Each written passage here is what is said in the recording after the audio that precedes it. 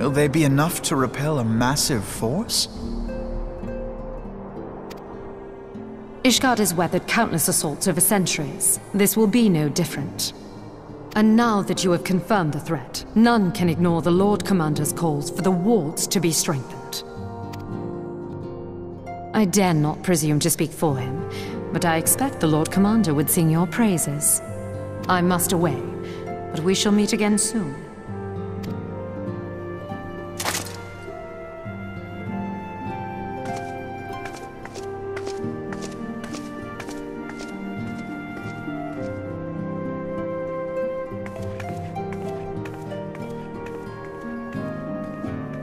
Countless assaults weathered, and this will be no different?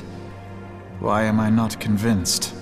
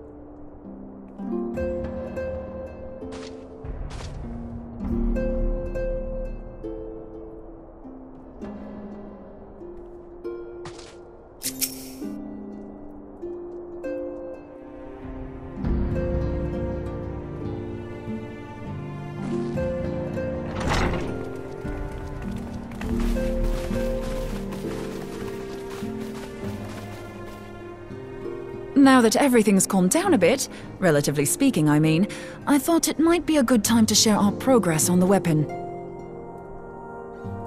I believe we're on the verge of a breakthrough. Well, don't keep us all in suspense.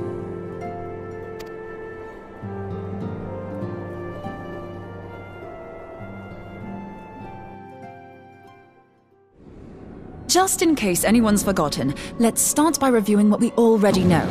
So, an Ascian is an immortal because its soul doesn't return to the ethereal realm when its host is defeated. Instead, it flees to the place that lies between our world and the void.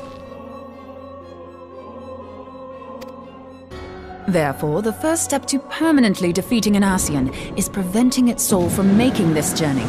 And if you recall, when we last gathered here, I had verified that white auracite has adequate capacity to entrap the beings, albeit only briefly. Which left the small matter of their extermination. Aye. To unmake an Ascian soul, one must needs smite it with a concentrated burst, or blade, of purest ether. However, we wanted for both the data and the means to forge such a weapon. Short of experimenting on an actual Ascian, you see, there's no way to gauge how much ether its soul is made of. As such, we don't know what etheric density our blade needs to have in order for it to work. So we'll just have to make the densest blade we can and hope for the best.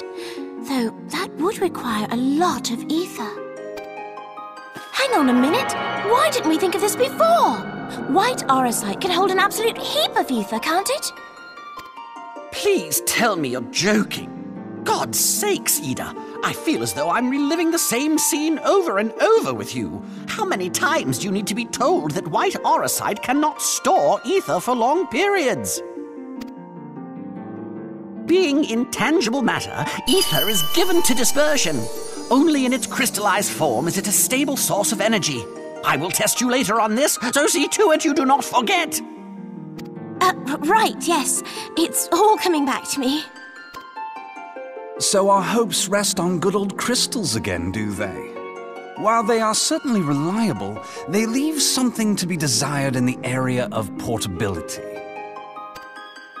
Indeed. I am reminded of the quantity of corrupted crystals required to thwart Leviathan, and the extraordinary lengths to which the Lamentsons went to transport them. What if it should prove that a similar quantity was needed to destroy an Ascian's soul? Or still more? I do not envy the poor sod who has to lug all of that around on the off chance that an Ascian appears. That's the very problem we set out to solve. And I reckon we've found the answer. If it isn't practical to lug around the ether we need, we'll just have to draw upon another source. And the only viable source is the land. If you mean to tap the great river of ether, know that it will entail considerable risk. Meddling with the currents may well induce a surge like to the one which despoiled Mordona. Give me a bit more credit, will you? Why would we need to tap the river when there are veritable reservoirs jutting out all over the land? I speak of corrupted crystals. It might be that their aspect is out of balance, but a crystal's a crystal. It contains ether, and we can help ourselves to it. While corrupted crystals are indeed abundant, there is no guarantee that they will be in close proximity at a crucial moment. But what if we don't need them to be? What if we could tap their power from afar? A malm away, say? If we could do that, we'd have ready access to ether aplenty in almost every corner of Eorzea.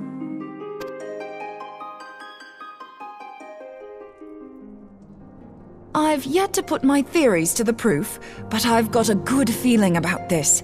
If no one has any objections, I'd like to see where this avenue leads. If you think it worth your while, you have my blessing. But tell us, what are your theories? I, for one, am most eager to understand the process, however vaguely.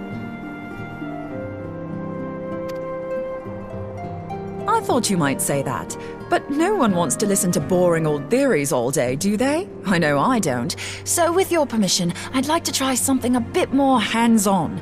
I've already built an etheric siphon especially for this purpose, and I've been meaning to try it out. Thing is, the profusion of corrupted crystals in Mordona makes it something of a high-risk testing ground. If anything goes awry with the siphon, it would be better if it didn't happen within spitting distance of quite so much ether. Ideally, I need an isolated specimen. Does anyone know where I can find one? May I suggest northern Thanalan?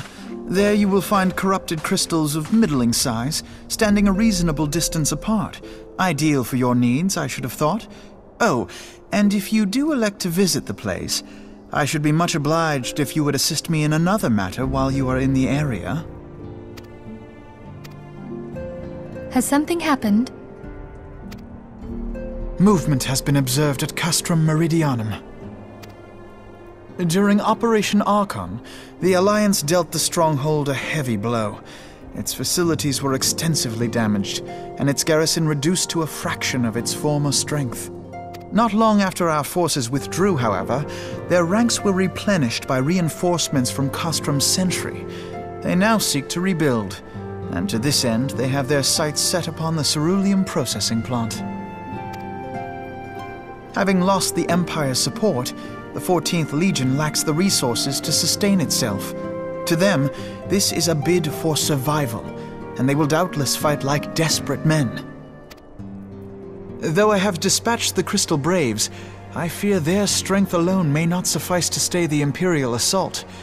I would request the Scion's aid in the defensive effort. If I didn't know better, I'd say you were trying to inveigle us into fighting your battle with the promise of shiny crystals. Well then, consider me inveigled. I won't lie, the crystals you speak of sound perfect, so the Garleans have to go. Besides, we can't afford to beat about the bush. There's no telling when the Arsians will next appear. Thine eagerness to hurl thyself into the jaws of danger cometh as little surprise. Exercise due caution, I prithee.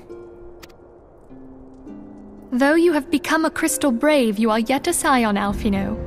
We could hardly refuse you. Pray, join the Crystal Braves and lend them your support. Thangred and Papalymo shall accompany you.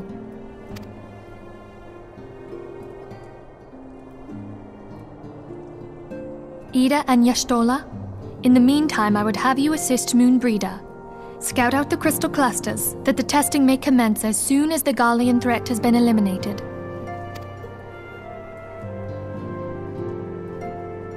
If it please you, I shall continue mine own experiments on white orosite.